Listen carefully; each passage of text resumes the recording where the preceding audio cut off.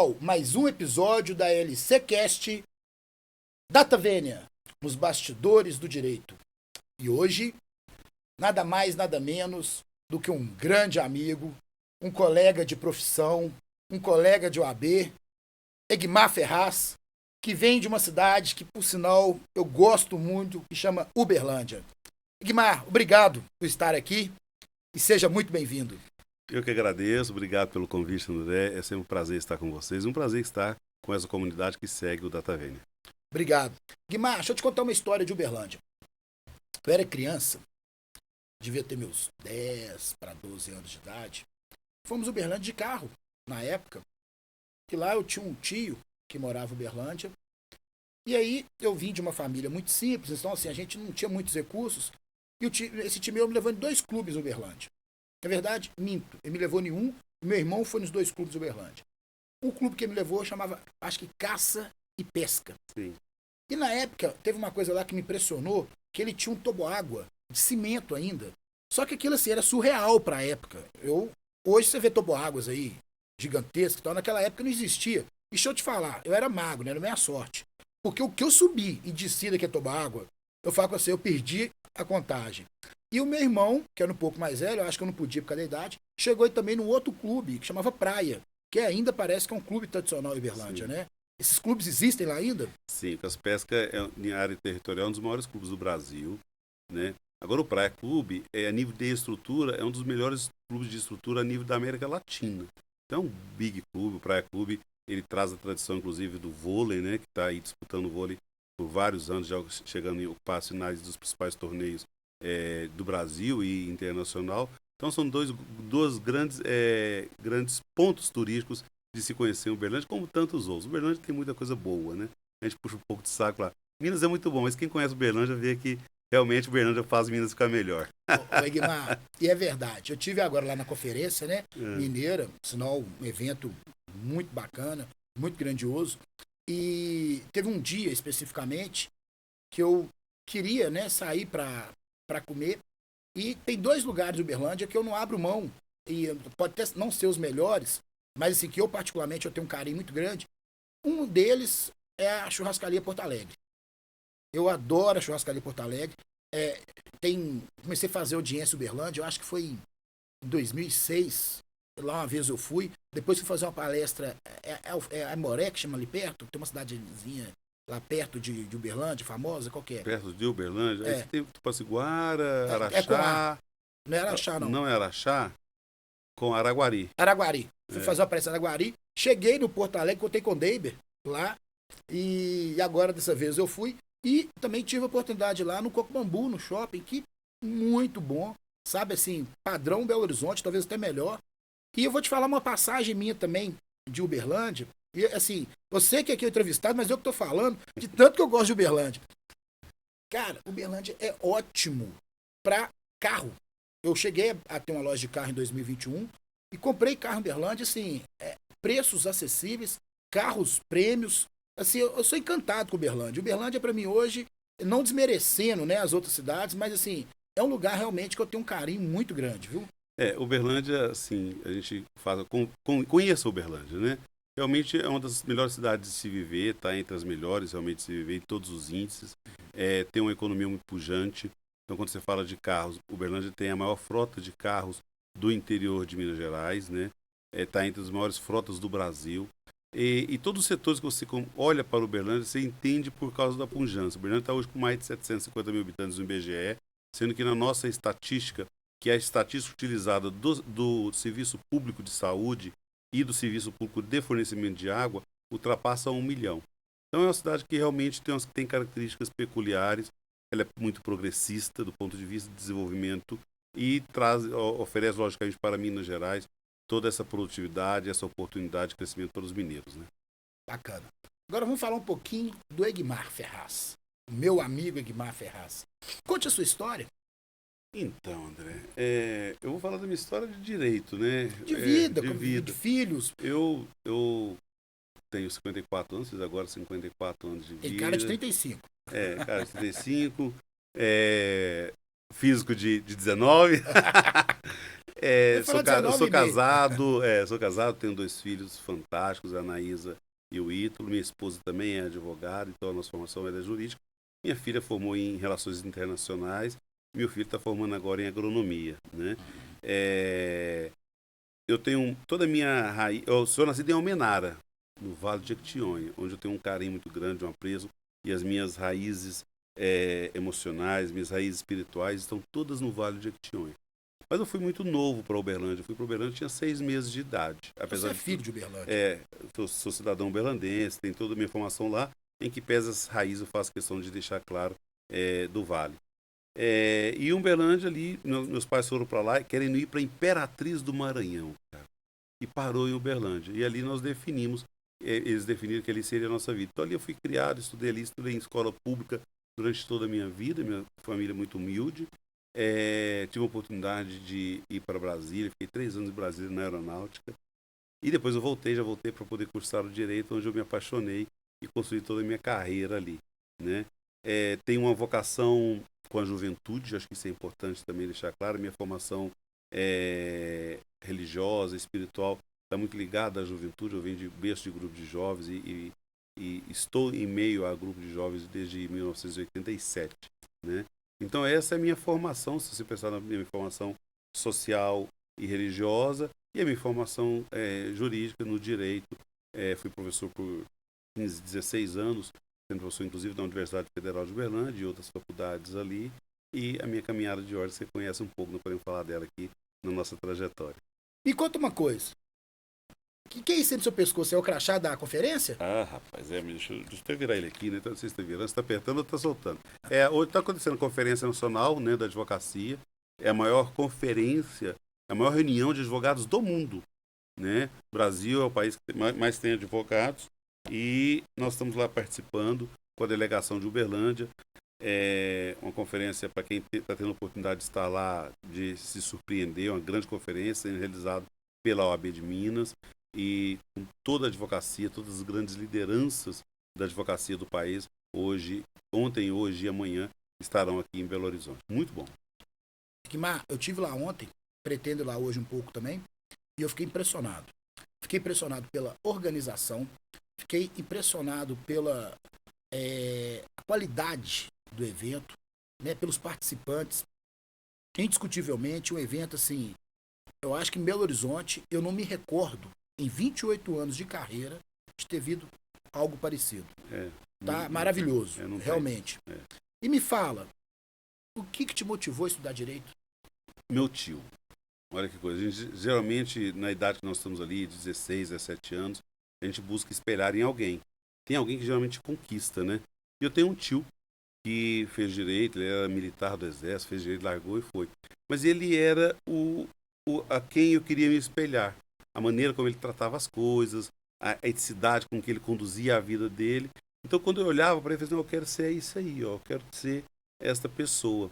Então, é um tio, ele chama Elmar Ferraz, hoje ele está lá em Caçu, lá no Goiás, o filho dele também é advogado, e os nossos laços são tão fortes, André. Pra você ter uma ideia, ele é meu padrinho de crisma, meu padrinho de casamento. Eu sou padrinho do filho dele, de casamento e de crisma. O outro filho é padrinho, eu sou padrinho de casamento, e ambos os filhos dele são padrinhos de crisma dos meus filhos. Virou uma miscelânea, né? Então, assim, porque a sinergia. E ali, quando eu olho para ele e falo, eu quero ser isso, eu estava em Brasília, fiz o vestibular na Universidade Federal de Uberlândia, passei, voltei em Brasília só para poder dar baixa na aeronáutica, e cursei lá, isso formando em 1995. Então nós estamos falando em 28 anos de carreira. 28 anos de carreira, graças a Deus, e tudo que eu tenho, vem da advocacia. E me conta, o que te motiva para o direito? Eu falo que a advocacia, ela é mais que uma profissão. Às vezes essa geração que hoje está tem muita dificuldade de compreender isso, né? Quando eu falo o que é advocacia, quando eu falo que ela é mais do que uma profissão, porque ela é um modo de vida. Quando você se dispõe a ser advogado, se dispõe a ser servidor público sem ser remunerado pelo serviço público. Você se dispõe a ajudar a sociedade, a transformar a sociedade sem ser remunerado pelo Estado. Isso é mágico. E a gente consegue perceber isso pelas pequenas coisas. Eu vou entrar para que até as pessoas que estão começando, os novos advogados, possam compreender. Eu falava isso muito dentro de sala de aula. A gente, às vezes, nós não damos a importância para o pouco, para o pequeno. E quando uma pessoa nos procura pedindo querendo entrar com pensão de alimentos, pedindo 30% do salário mínimo, a gente às vezes olha com aquilo e fala, caramba, não vale a pena por isso. É muito pouco. Mas 30% do salário mínimo é o leite, é o alimento de uma criança. É dignidade. É a dignidade, é o mínimo a ser dado. E somos nós, advogados, que vamos buscar isso. Então veja que eu não estou falando de coisas grandiosas. Eu estou falando daquilo que é o básico, está na base da pirâmide, né? Que é garantir alimentos, o mínimo. Quando você luta por uma separação, você está também resgatando dignidade. Quando você está buscando justiça em todos os seus setores, seja na área do consumidor, seja na área do direito de família, seja na área empresarial, em qualquer área que você vá, lá para o direito criminal, né, para o direito penal, o que você busca é restabelecer dignidade. E isso impacta diretamente na vida social de todo o país. Porque se você tira o direito desse mundo, você instaura o caos. Então, quando eu falo que nós, advogados, somos mais do que uma profissão, nós somos essenciais dentro da manutenção da ordem social, dentro do estabelecimento da dignidade das pessoas, a gente compreende que nós somos vocacionados, missionários, para algo muito maior. É óbvio que ninguém vive de sonhos e a gente quer ser bem remunerado. Mas é preciso compreender, para ser feliz na profissão, para ser feliz na advocacia, ser motivado na advocacia, a gente tem que compreender que isso é missão. Se a gente compreende isso, as demais coisas viram consequências. Eu preciso ser remunerado, mas eu não preciso sonhar com aquela remuneração absurda que antigamente se falava. A gente sabe que isso hoje é muito mais difícil de acontecer. Então eu posso sonhar com uma vida que seja uma vida tranquila, uma vida de um trabalhador como outro qualquer, mas tendo em casa um exemplo de que você é transformador da sociedade. Então esse para mim é um grande dilema. E é isso que os meus filhos olham para mim e para minha esposa. É assim que eles enxergam, né? Porque por várias vezes a gente adota causas, abraça causas que não vão trazer remuneração e que nos toma o mesmo tempo de uma boa causa financeira. Né? É verdade, ou até mais. Me fala uma coisa, tá motivado ainda? Sempre. Hoje, logicamente, eu estou num outro estágio da vida, estou como superintendente do PROCON, mas ali também exerce a advocacia na sua mais pura essência, né? Então, eu sempre busco estar motivado. Eu acho que o dia que eu não estiver motivado, eu preciso deixar a advocacia. Eu acho que na advocacia não cabe pessoas não motivadas, porque senão você vai causar um dano muito grande social. As pessoas precisam entender isso. Então, se alguém hoje se sente desmotivado, reflita, se reencontre, ou volte para a advocacia ou deixe a advocacia. Mas a advocacia, ela exige de cada um de nós a motivação. Porque do outro lado tem alguém esperando isso de nós. Tem alguém que o seu resultado depende da sua motivação. Porque a gente trabalha com a palavra, né? Seja ela escrita, seja ela falada. E para você ter boas palavras, bons pensamentos, boas teses, você tem que ter, antes de mais nada, motivado com si próprio. Se não tiver, você não vai conseguir transmitir e convencer o seu destinatário, que é o juiz. Verdade. Me fala uma coisa, faculdade de Direito, qual que você cursou? Eu fiz a Universidade Federal de Uberlândia, nossa grandiosa UFO, que está entre as melhores do país, né? Saí no último censo agora, está entre as melhores do país. Puxando saco para Uberlândia, mas é verdade. Mas Uberlândia é estudo mesmo. Eu comecei a conversar com você, quem eu falando de Uberlândia? Eu cursei a UFO, fiz especialização na UFO também, em processo civil. E depois eu tive a grande honra de voltar e dar aula na UFO. Bacana. Que foi uma história muito interessante. Legal. Fui substituir um grande professor. Foram 2 anos lá muito interessantes, muito bons. Me conta uma coisa. E na faculdade? Teve alguma coisa especial? Participou de alguma coisa na faculdade? Estágios? Cara, a minha vida na faculdade ela também é um exemplo. Eu já trabalhava, então não dava tempo. Você fazia o quê, Guimar? Eu trabalhava numa empresa chamada Arcon, que ainda é uma das grandes empresas atacadistas do país. Então eu trabalhava e estudava, então eu não tive vida fácil. Você precisava de trabalhar para estudar? Eu precisava trabalhar para estudar. Então eu lembro com muita tranquilidade assim, a gente fazia o curso à noite, e nos finais de semana eu já, então encontro, minha esposa na faculdade, a gente se conhece lá. Ah, que bacana. Legal. Esse é o melhor da faculdade, né? Então ela estava numa turma, nós entramos juntos, eu estava numa turma, eu estava na outra, e nos conhecemos ali, e acabamos namorando e depois casando. E a gente ia aos finais de semana para a faculdade estudar. Esse talvez seja o grande ponto que eu trago da faculdade. A faculdade hoje precisa retomar isso. A academia precisa reavivar isso. Não é possível formar sem dedicar e sem estudar muito. Hoje o que a gente percebe na academia, nos alunos, é que se estuda pouco, se exige pouco. Acho que nós precisamos exigir mais, né? Nós não podemos ter medo de exigir, para que a gente possa ter realmente grandes, valorosos profissionais de direito. Estágio, chegou a fazer? Cara, eu fiz estágio num dos melhores escritórios, dos melhores processualistas que eu conheci, no escritório do Luiz Carlos de Arruda. Lá de Uberlândia Lá também? de Uberlândia. Então, assim, um ano antes de formar, eu saio do Arcon e fui fazer estágio. E aí eu vou para esse escritório, que eu honro ele até hoje. É um grande processualista, Luiz Carlos de Arruda, um dos maiores processualistas que eu já conheci. Vivo até hoje, um cara ainda ativo, um cara fantástico. E ali aprendi a advogar. Aprendi que eu precisava estudar muito. Um cara que virava, você levava alguma coisa escrita, ele olhava e fazia, vai lá na biblioteca, que era uma das maiores que eu já conheci até hoje também, e pega o livro tal e olha mais ou menos um capítulo tal, você vai encontrar a resposta que você precisa. É um cara que lê muito e lê até hoje, né? E aí ele me ensinou isso, que o sucesso da advocacia passa pela leitura, passa pelo estudo. Né? Eu trago o legado que ele deixa para mim, exatamente esse legado. E até hoje eu aplico isso na minha vida, mas também exijo daqueles que estão dentro do meu escritório. Então eu sou muito exigente com isso. Vai estudar. Não sabe, vai estudar. O caminho é encontrar no estudo, não é eu falar. Muito bom. Eu adoro fazer essa pergunta para os advogados, porque eu acho que todos nós temos 1, 2, 3 ou 15 casos engraçados na carreira. Tem algum caso engraçado que você pode compartilhar conosco? Engraçado? Você já vivenciou? Então, rapaz, Foi inusitado, algum caso, fala assim, esse eu gosto de contar na rodada de amigos, ou na família. Não, deixa eu ver, não me vem à memória, sabe, André? Caso engraçado. Não me vem à memória.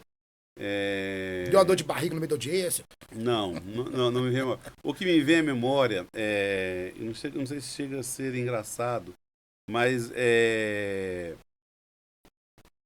uma situação um pouco pitoresca. Ela é trágica, né? Mas ela traz depois que passa, ela traz um senso de pitoresco mesmo. E é uma situação em que nós entramos com uma ação, e isso no início da carreira, era uma ação, só me engano, de divórcio. Eu falo trágico porque o divórcio para mim sempre é algo que você está rompendo a família, né? E aí a ação andou, teve uma audiência de conciliação. E logo depois da audiência de conciliação, resolveram conciliar. E a gente, então tá, que ótimo, vamos fazer a petição aqui, fizemos uma petição desistindo da ação. Aí, passado mais um pouco, antes do juiz homologar, dar a sentença de extinção, procura, não vamos desistir não, vamos separar de novo. Lá vai nós fazer a petição. Aí eu desistindo da desistência, né? E aí desistimos da desistência, o juiz, acho que o juiz daquela hora tem alguma coisa errada. Marca uma nova audiência de conciliação. E aí vamos para essa audiência de conciliação, o juiz questiona isso, talvez com a dúvida até da nossa, de o que estava acontecendo. Da lealdade. E aí, beleza, manteve-se. Então, aí a hora que foi para a instrução, de novo, eles resolveram se reconciliar. E aí eu falei, bom, então vocês assinam a petição aqui agora, que eu já não tenho mais coragem de assinar, e protocolamos, e realmente houve a reconciliação, um final feliz, né? Mas deu essa... como é que estava acontecendo esse vai e vem? Eu tenho isso como engraçado, porque realmente, antigamente tinha muito isso, né? Hoje a gente não se vê isso mais, mas antigamente tinha muito isso. Até ter audiência, o pessoal costumava a voltar. E eu já vi casos também de gente que separava e não divorciava e tentava casar de novo, né? Antes não precisava casar de novo, né? Bastava você ir lá e pedir cancelava da separação, né? Anulava lá e hoje não. Hoje é o divórcio. Tá, me fala uma coisa. Qual que é a área de atuação do Egmar? Então, o Egmar, ele transita, né? Eu falo que advogado interior, ele praticamente é um full service, né? Eu não atuo na criminal, né? E também alguns direitos especializados, como direito eleitoral. O meu escritório hoje, ele atua muito na área civil, na área trabalhista, minha esposa faz trabalhista, e na área empresarial. Então, o nosso trabalho é esse. Aí tem uma curiosidade. Eu estou falando que eu atuo na área empresarial, mas hoje eu estou superintendente do PROCON de Uberlândia. mas como é que pode então? Eu ia te perguntar como é que aconteceu como isso? é que isso acontece? Primeiro, como é que acontece, né?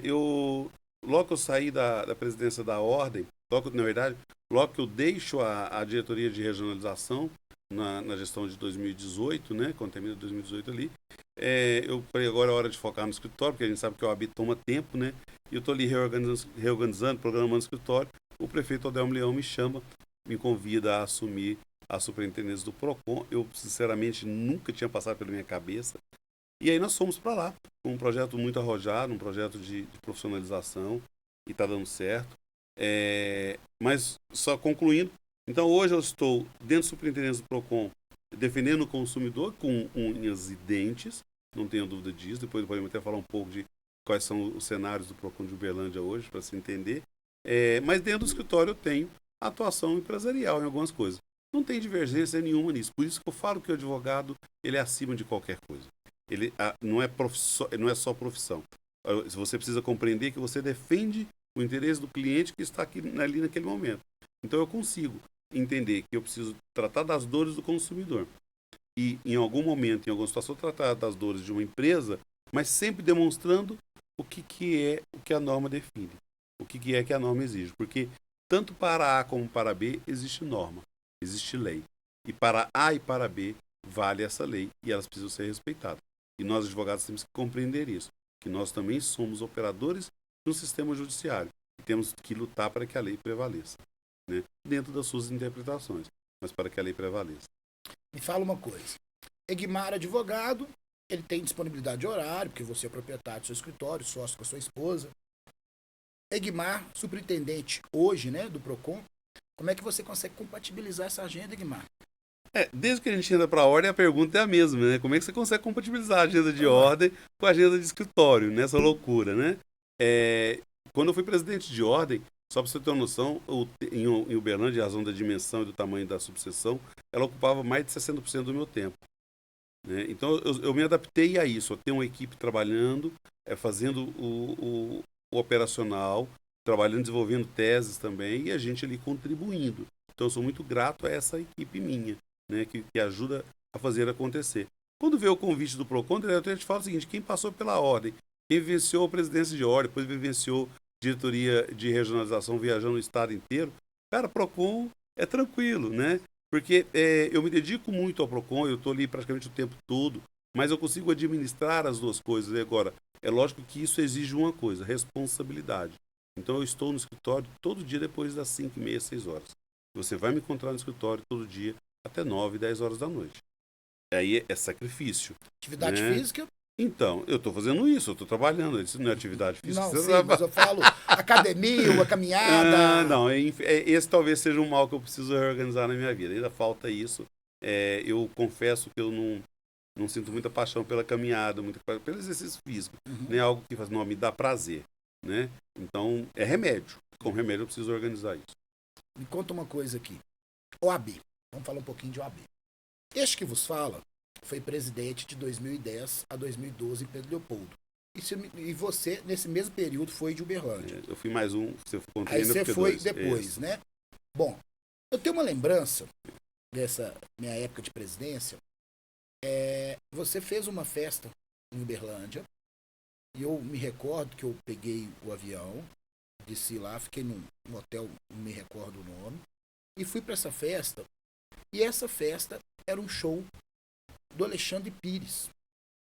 E é interessante, nós estávamos falando aqui agora da Conferência Nacional, você virar e falar, olha, tem uma Conferência Nacional do AB em Belo Horizonte com 23 mil inscritos. É surpreendente?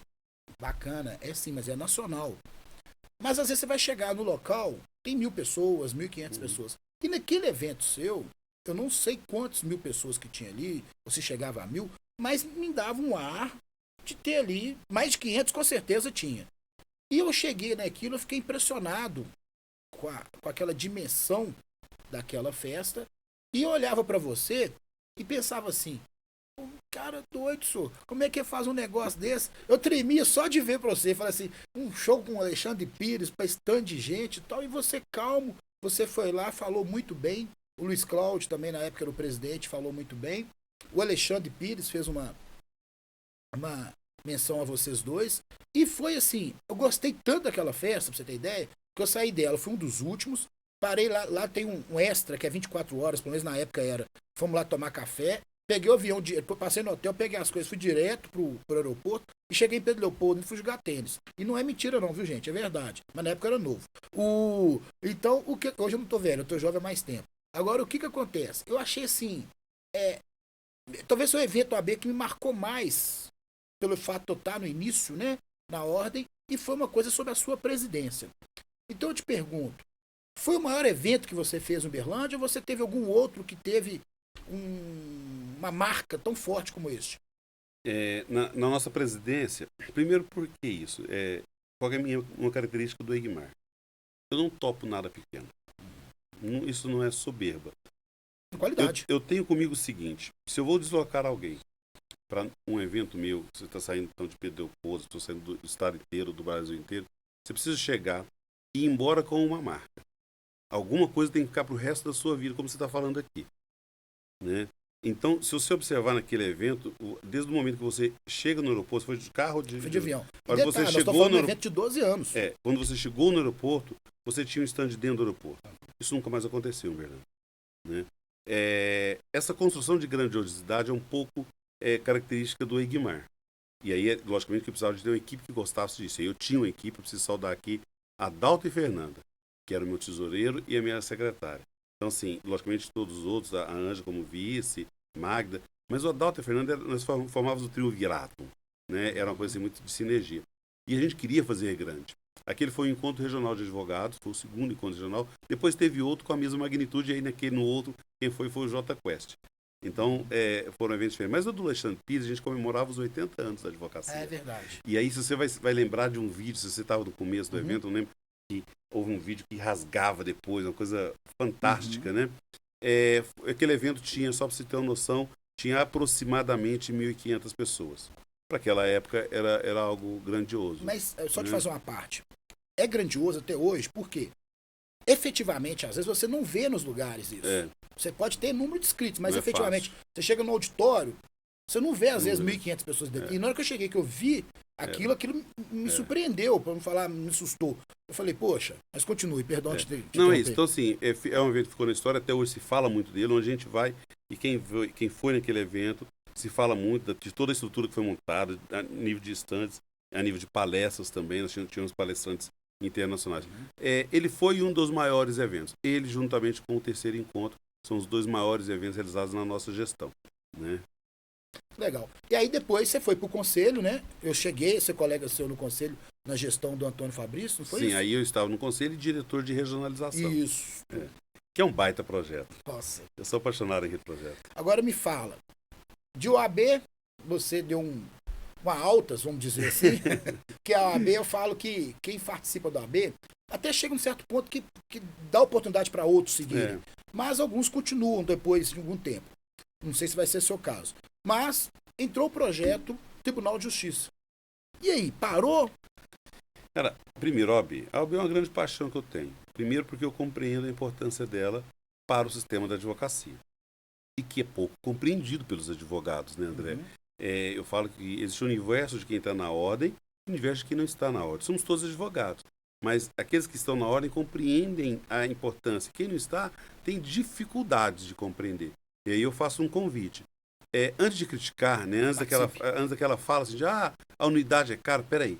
Cara, vai para dentro, vai participar, vai entender qual é o resultado prático disso. E se tirar a Ordem dos Advogados do Brasil, o que vira a nossa profissão? Aí a gente começa a dar valor. Como várias pessoas que não davam valor e quando precisou de um delegado de prerrogativa e foi.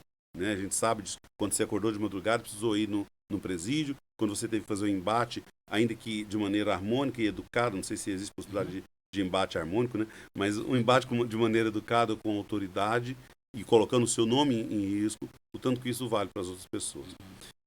Então, a ordem é minha paixão. Eu acho que a ordem ela nunca vai ficar de lado. Hoje, minha esposa é secretária-geral na subseção de Uberlândia. Então, eu acompanho muito de perto, você sabe muito bem que essa gestão que está teve um apoio muito forte da minha pessoa, foi uma idealização nossa, junto com o Sérgio Conchalfon. Na eleição para essa gestão, eu fiz o propósito de ficar fora por uma questão que eu entendia. que a Ângela precisava vir, né? Eu tive minhas oportunidades depois de presidente e ela precisava ter a oportunidade dela. E aí é importante abrir espaço, né? E a Ângela veio e sou muito feliz com o trabalho que ela está realizando. E ficando de fora, eu acabei recebendo esse convite, essa provocação de disputar o quinto, que nunca tinha passado pela minha cabeça. Pela minha postura enquanto dirigente, de combatividade, de ter que fazer desagravos, entre tantas outras coisas, entendi que isso poderia ser mal interpretado. E aí eu fui, foi um processo fantástico, aconselho aquele que deseja participar, entender como é que funciona, mas eu aconselho, antes de mais nada, venha participar da OAB, para depois se candidatar. Eu acho que tinha que ser quase que um pré-requisito. Fui reconhecido dentro da ordem com a votação expressiva. Fui na lista sexta, então, na lista tríplice, também o tribunal me deu a honra de poder estar na lista tríplice, não deu certo no governador, e a gente sabe que isso é questão política, não se discute, né? Mas bateu na trave, né? Não bateu na trave. Então, eu também fiquei muito feliz. Nesse próximo processo eu não vou, e eu preciso também explicar por quê. Eu estava como superintendente do PROCON quando eu recebi o convite a disputar a lista. Então eu tive que chegar para o prefeito e falei, prefeito, eu preciso me licenciar, preciso sair, preciso exonerar. Eu exonerei. Então me desliguei do processo. Fui para disputar. Depois de um ano eu volto, o prefeito me chama novamente, olha, gostaria que você continuasse o trabalho. Aí eu volto. Agora eu vou sair de novo. Eu acho que eu tenho uma missão agora. Essa missão minha é terminar o mandato com o prefeito e cumprindo a missão junto ao PROCON. Futuramente, eu posso vir a disputar? Posso, né? A minha ideia de quinto, André, ela é muito clara e objetiva. Primeiro, de bandeira do interior. A advocacia do interior precisa fazer desembargador. O tribunal precisa ter pessoas da capital e do interior. Não é que um é melhor que o outro, mas é questão de representatividade. O olhar de um advogado do interior, do ponto de vista institucional, do ponto de vista profissional, é diferente do olhar do advogado da capital.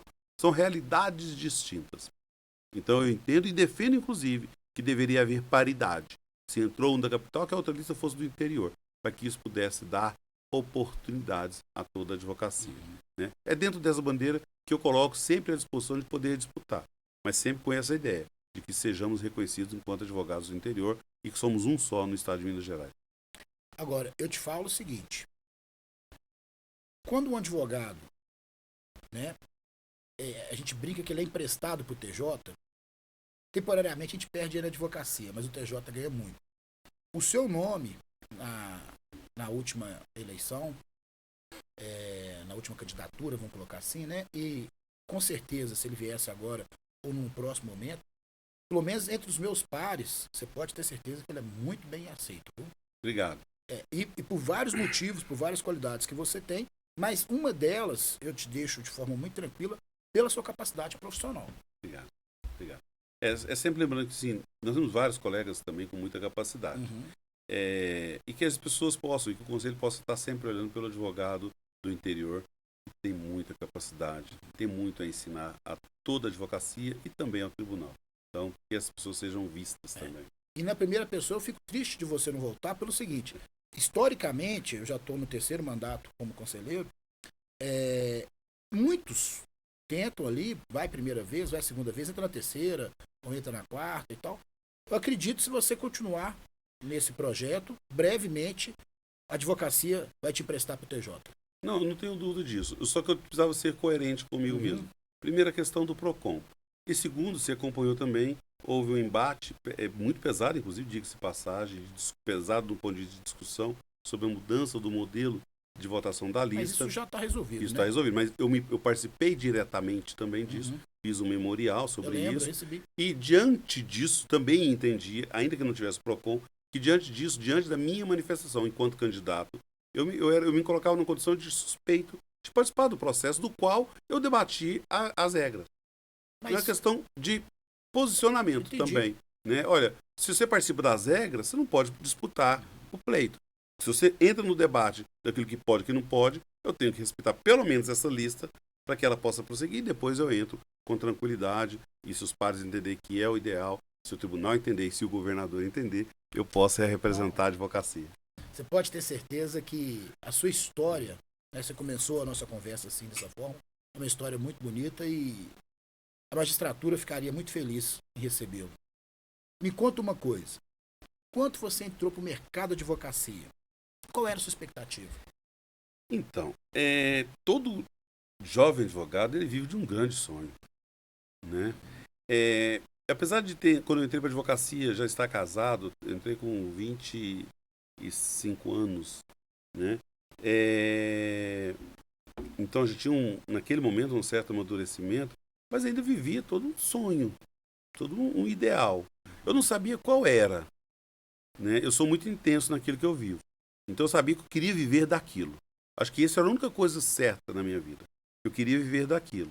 Mas eu queria aproveitar a sua pergunta, André, para trazer como foi o começo. Esse é o ponto principal. Porque quando a gente idealiza, quando a gente tem sonhos, isso às vezes se perde diante de uma série de dificuldades. E eu queria falar dessas dificuldades, se você me permite, Claro. até para que fique como testemunho e como incentivo para quem está começando. Uhum. Eu tinha um professor que falava o seguinte, olha, ele falava que, olha, os primeiros 5 anos você não vai ganhar dinheiro. Eu já falava na sala. Hoje eu acho que está um pouco mais, está entre 8 anos. Então, Eu ia falar 10 a 15. por aí, né? Mas quando eu comecei, eu falava em sala de aula e falo hoje também para jovens advogados, eu alimentei um carro e um apartamento. Essa história ela é bonita. Então eu me formei, eu tinha um apartamento financiado, tinha um carro. Era preciso comprar livros. Era preciso estudar. E a profissão, obviamente, não me dava retorno. Assim que eu saí do Arcon e que eu fui fazer o estágio, já casado, eu e minha esposa fizemos uma opção. Nós olhamos um para o outro e falei, e agora? Eu vou procurar emprego ou vou advogar? Decidimos juntos, vamos advogar, custe o que custar. Né? Lembra que eu não tinha. A única coisa que eu tinha era um carro e um apartamento financiado. E eu comi o carro e o apartamento financiado. Isso quer dizer que eu perdi isso. E eu vi, não tenho vergonha de falar isso, eu vi o oficial de justiça levar o meu carro. A única coisa que ele não levou foi a frentinha do som. Porque essa eu guardei comigo. Essa eu não deixei ir. Né? Então, e vi, logicamente, o meu apartamento ir a leilão. Mas tudo bem. É isso que eu queria falar para vocês. Tudo bem. Eu tinha consciência que eu estava naquele momento investindo. Eu comprava livros. Ou eu comprava livros, ou eu ia pagar a prestação. O dinheiro que eu ganhava não dava para as duas coisas. Eu fiz a opção de comprar livro e estudar. Dentro de um quartinho pequenininho, eu e minha esposa sentavam e estudava de manhã, de tarde, de noite. Advogava, estudando, para que a gente pudesse ter conhecimento e poder prosperar. Tudo isso se reveste com o passar do tempo e do carro ele é fantástico. Eu me lembro até hoje, cabeça de jovem é o seguinte, eu perdi o carro, né? Esse é pitoresco, André. Eu perdi o carro, o oficial levou o carro. No outro dia eu falei para minha esposa, bem, vamos andar nas garagens, ver se a gente compra outro financiado. Você estava quebrado. Você queria comprar um carro. Minha esposa, sabiamente. E aí a sabedoria da esposa, a sabedoria da mulher. Não, vamos andar de ônibus. Eu tinha 2 filhos, todos 2 pequenos, de colo ainda. Andamos 6 meses de ônibus. Legal. Qual a vergonha disso? Nenhuma, né? Mas para muitos, sim. E aí, com 6 meses, eu lembro direitinho, recebi um cheque no valor de 10 mil alguma coisa. Minto, R$9.500. E eu comprei um carro à vista. Isso é o sabor da advocacia. E a partir daí, as coisas começam a mudar. A partir daí, aí vem a oportunidade de comprar sua casa, comprar seu terreno. E aí você começa a construir o seu sonho material. Mas lembra que eu falei? O sonho material não pode ser a primeira causa. Né? É preciso ter paciência, ele é consequência. Se eu fosse desesperar por tudo que aconteceu, eu tinha desistido da advocacia. Hoje eu sou bem sucedido. Hoje eu posso falar que da onde eu saí para que eu tenho, eu não tenho muita coisa. Mas para aquilo que eu tenho, para onde eu vivo, é algo que quem olha ia falar assim, isso não é possível. Né? Então, e com trabalho. E eu deixo isso para os meus filhos, a gente mostra isso. Meu filho tem que trabalhar. Meu filho faz Uber. Para ele ter o dinheiro, porque o curso dele é o curso integral. Ele está nos horários vagas, está fazendo Uber. Então um carrinho lá vai fazer Uber. Para poder ter o dinheiro dele. Para ele poder custear o curso com a namorada, o curso com aquilo que ele quer fazer, para ele comprar o que ele quer fazer. Ou seja, dá valor no trabalho, dá valor no dinheiro. Então, assim, eu extrapolei um pouco a sua pergunta, mas para deixar isso para quem está nos ouvindo hoje. Não vai ser fácil. Se você escolheu a advocacia pensando que você vai ganhar dinheiro rápido, escolheu errado. Escolheu errado. Você primeiro precisa ser feliz na advocacia. Precisa ralar. Ser feliz com aquilo que você faz. Ganhar com entusiasmo, ganhar com gratidão mesmo, para depois o bônus vir. E aí você entende que na advocacia é missão. Me conta uma coisa. Linda, viu essa passagem sua de história e é importante para quem está nos assistindo.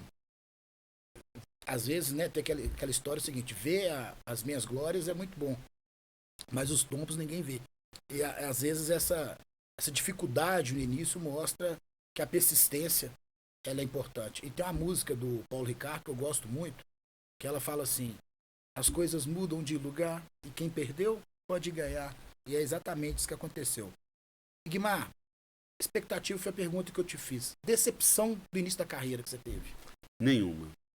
Que maravilha. Nenhum, assim, não tem nada que me leve a decepcionar com a profissão. Nada. Uhum. E eu acho que tudo aquilo que vem, ainda que existem pontos negativos, existem. É lógico que existem. Tudo na vida. Né? Maneira como você é tratado pelo juiz, maneira como você é tratado por um delegado, maneira como as pessoas falam mal da sua profissão. Mas isso não pode tornar decepção. Não pode. Isso tem que se tornar desafio. Né? Porque senão, eu falo que decepção, André, é atribuir a culpa do seu fracasso ao outro. Eu me decepcionei com fulano por causa disso. Caramba, onde é que você errou? Ou o que você deixou de fazer para contornar essa situação? Então, acho que essa palavra decepcionar é a maneira que a gente tem de atribuir ao outro a culpa que às vezes é sua. Então, nada na profissão me decepcionou. Nada. Eu posso ter ficado chateado com algumas coisas. Né? Tem situações, em especial no quinto agora, que a gente vai descobrindo as histórias nossas, os rancores que vão ficando para trás, mas não decepção. A gente descobre que somos todos seres humanos falíveis e que do lado de lá também tem ser humano falível também. Né? Então, para mim, a profissão, eu volto a repetir, se eu morresse hoje, poderia se escrever na lápide. Fui feliz com a advocacia. Eu sou realmente com ela. Muito legal.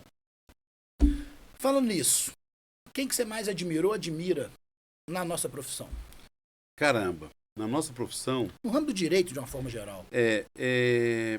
Pode ser um magistrado. Eu atribuo isso ao meu tio. Porque foi a razão de eu ser. O Elmar, né? Eu acho que eu continuo admirando. Acho que é um baita profissional, um homem que passa algo que é muito difícil hoje, que é confiabilidade, credibilidade. Então, são valores. Né? Lógico que tem tantos outros, mas eu deixaria com ele, porque ele é o início de tudo, o início do meu olhar. Então, eu deixaria, né, com ele essa minha admiração. Eu fico registrado. Me conta uma coisa. Você trabalhou no escritório que você falou comigo, onde a leitura lá era uma coisa constante. Sim. Eu, por exemplo, eu tenho livros que eu gosto que não são relacionados nada do direito. Exemplo, O Príncipe de Maquiavel, eu adoro. A Arte da Guerra. Tem um livro que eu gosto muito, chama Axiomas de Zurique. É um livro de investimento, feito na época da Bolsa de 29 que caiu e tal. Qual o livro que você mais gosta, relacionado na área de direito ou não? Cara, tem um livro que é um mantra para mim. Chama Caminhos de Mandela. Caminhos de Mandela, quem me indicou ele foi o Luciano Salles, um grande amigo nosso. E quando ele me indicou, ele falou, cara, leia este livro e aplique na sua vida. E Mandela, ele tem essa essência, o conceito de Mandela, a doutrina de Mandela, ela te ensina muita coisa. E ensina com base na paz, no diálogo. Então, Caminhos de Mandela é um livro que eu recomendo a qualquer um. Né? Eu acho que esse é um livro de cabeceira que as pessoas precisam ler, né? E vão gostar. O seu escritório, você já mencionou para mim, né, que é um full service mesmo, né? Um escritório de todas as áreas, com exceção do criminal e do eleitoral, que você pontuou. Mas quando você iniciou lá, nessa época aí que você perdeu o carro, que você perdeu a casa, né? Na verdade você não perdeu, você ganhou, porque isso te deu mais energia para te dar mais motivação e superar as dificuldades. Qual o mercado de trabalho que era o mercado de trabalho do Egmar naquela época? Era, Você se destacava. e era isso tudo. Aí que era tudo mesmo, né? Por que da criminal? Deixa eu explicar por que da criminal. Eu vivenciei uma experiência trágica na criminal. Eu estava iniciando a carreira, talvez nos primeiros meses. Uma pessoa foi presa e a imputação a ela era de estupro. E meu tio me ligou, um tio meu, precisa dar atenção lá, vai lá e tal. Eu fui. Conversei com um cara, nem lembro o nome, e negou tudo, né? E a gente inocente, a gente acreditou. Eu não, voltei para casa, acho que dá para fazer isso, tá, vamos estudar aqui. Eu fui no outro dia já estava arrebentado. Eu engoli, eu não reconheci ele fisicamente. Isso é uma coisa, antigamente acontecia isso. Voltei de novo para o escritório e falei, nossa, e agora o que eu faço tal? No terceiro dia já não estava vivo mais. Naquele dia eu tomei a decisão de que eu não advogaria na criminal. Né? Mas no começo da minha carreira, cara, o que aparecia eu fazia. Minha esposa era advogada do sindicato da alimentação. Então ela fazia trabalhista, como acabou ficando trabalhista. O que aparecia eu estava fazendo. Era alimentos, era família. O que tinha a gente ia fazer. Né? Passado algum tempo, eu acabei envolvendo muito com mutuários. Olha que coisa. Tinha muita ação de mutuário, porque era um período pós-inflacionário, então tinha muito contrato a ser revisto. Aí teve uma situação interessante que vale a pena contar. Como é que eu começo a minha carreira solo?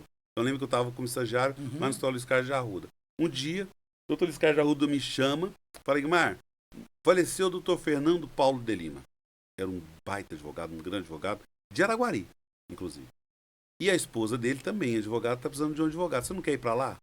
Eu não sabia se você estava me dispensando, estava me dando uma promoção. Hoje eu tenho como promoção. Eu falei, eu quero. Lógico que eu quero. Era uma oportunidade que eu tenho de iniciar uma carreira. E eu fui para esse escritório. E nesse escritório, André, tinha uma carteira de mutuários. Uma carteira de várias ações. E eu assumi e fui tocar isso. Isso me sustentou durante vários anos.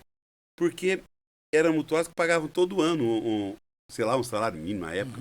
Eram 13, 14 mutuários ou mais. Devia até mais, de uns 30. Então, todo final de ano, eu fazia um caixinha que dava para sobreviver. Janeiro, fevereiro e março daquilo. Então, essa foi uma coisa que me fez trabalhar. E ações pesadas, porque era uma ação contra banco, né? E aí tem o seminador de pitoresco, lembrei da situação. Um despacho pitoresco. Dr. Girair. Dr. Girair é um juiz federal, desembargador federal da primeira região, hoje já aposentado. E o Dr. Fernando Paulo de Lima fez uma petição, que era de mutuário, pedindo uns 20 pedidos. Parar de pagar, pagar depositando. E foi colocando lá. O Girair deu o seguinte despacho. Defiro a liminar. O despacho foi só esse. E eu vejo na minha memória a letra dele. Defiro a liminar. E nunca o banco conseguiu derrubar esse defiro a liminar. Os caras ficaram no imóvel durante mais de 20 anos morando por causa do defiro a liminar. No final tiveram que negociar, mas houve defiro a liminar. E eu fui advogar exatamente nesses processos em que era uma luta de derrubar a liminar e a luta de manter a liminar e a coisa não andava. O Tribunal Regional Federal, você sabe que a coisa não era fácil para andar e assim a gente sobreviveu. Então o início da carreira foi muito bem dentro disso aí. Que legal. E me fala uma coisa aqui. Performance e produtividade. Pelo que você falou, está sempre alta. Como é que você faz para manter isso? Eu sou altamente exigente. Eu sou altamente crítico e altamente exigente. Então eu desde o começo aprendi a trabalhar com relatório, aprendi a trabalhar com metas, e isso faz parte da minha vida, em onde quer que eu vá. Então eu defino metas, eu defino projeto, defino como deve ser, e aí eu vou trabalhando nisso. Sempre avaliando se estou certo, se estou errado, se houve diferença ou não, para que as coisas aconteçam. É sacrificante, não deixa de ser, mas esse é o segredo para mim, para você dar conta de fazer mais de uma coisa. E outra coisa, eu não acredito no advogado que fique só por conta da advocacia 100%. Ele precisa estar envolvido com outras coisas. Esse é um detalhe. Vai envolver com a sua associação de bairro, vai envolver com a OAB, mas envolva com alguma coisa. O advogado que ele fica exclusivamente por conta da advocacia, ele não busca algo diferente que vai nutrir ele da percepção social. Porque a percepção jurídica eu busco no livro, no estudo. Agora o social não. O social eu preciso conviver. Então é preciso que o advogado, o bom advogado, esteja enfronhado dentro de uma política social. Estou falando de política partidária também, mas de uma política social. No seu bairro, na sua rua, na sua igreja, mas participe.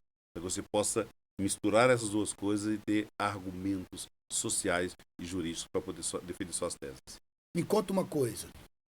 O Egmar tem alguma superstição? Nenhuma. Também não sou supersticioso com nada. Nem Cemitério com a à morte. noite, tranquilo? Tranquilo. Eu tenho um assessor de imprensa que ele adora fazer uns vídeos em cemitério e Vambora. tal. Ir Vambora. Eu tinha engraçado, antigamente eu tinha esse negócio de não ir, sabe? De não ir em cemitério. Eu ia, quando tinha envelope pra ir, eu ia, mas à noite eu não dormia. Hoje está superado. Mesmo porque hoje eu brinco muito com essa questão da morte.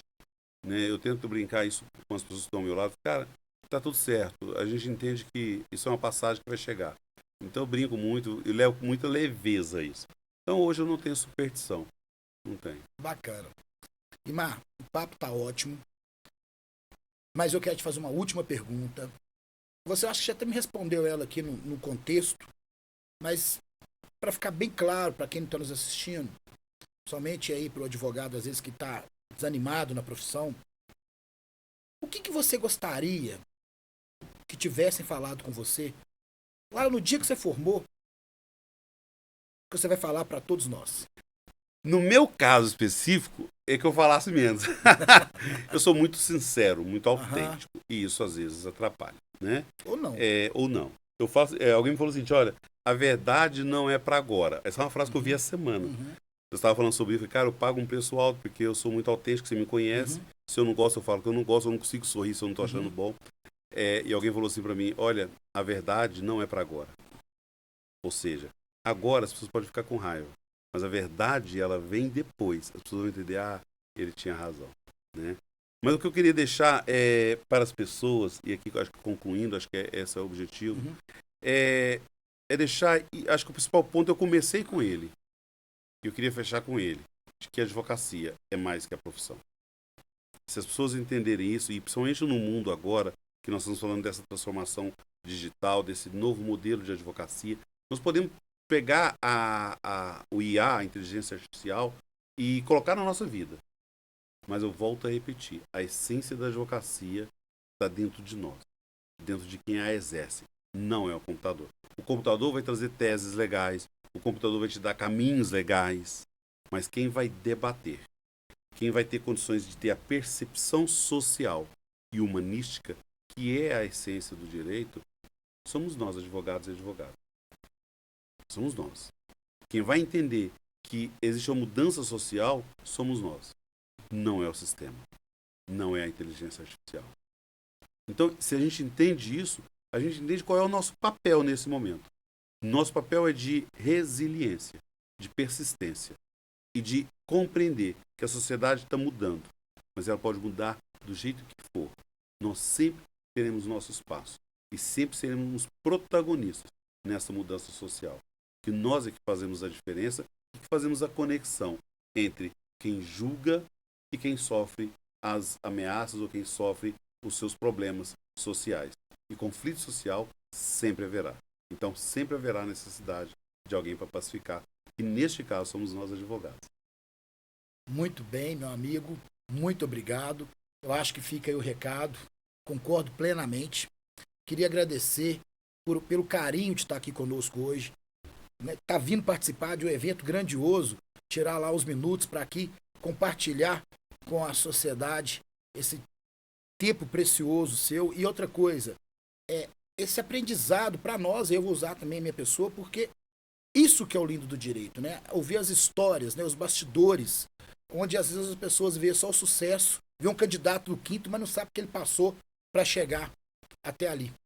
Muito obrigado por estar vindo aqui. Te agradeço de coração. Se quiser falar alguma coisa para o público para encerrar, fica à vontade. André, eu que agradeço. E para você também fica a persistência. Acho que esses são canais que precisam existir, pessoas têm coragem de fazer isso. Então que você persista nisso também.